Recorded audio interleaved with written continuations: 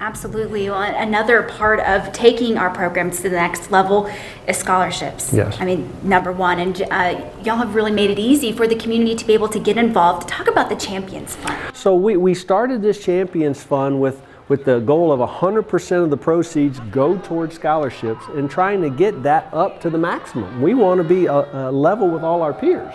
And once we do that, we think we're going to be pretty competitive. Absolutely. So many here at UT Permian Basin, so many of our athletes are first generation college students. So when you're trying to change a cycle, education's a way to change that cycle.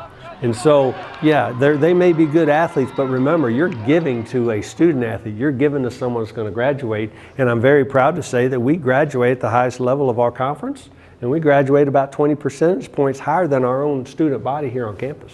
I love that, and it's just, like we say, all around campus, we're just getting started, and very exciting things in store for the athletic Absolutely. department. Thank you so much. Thank you.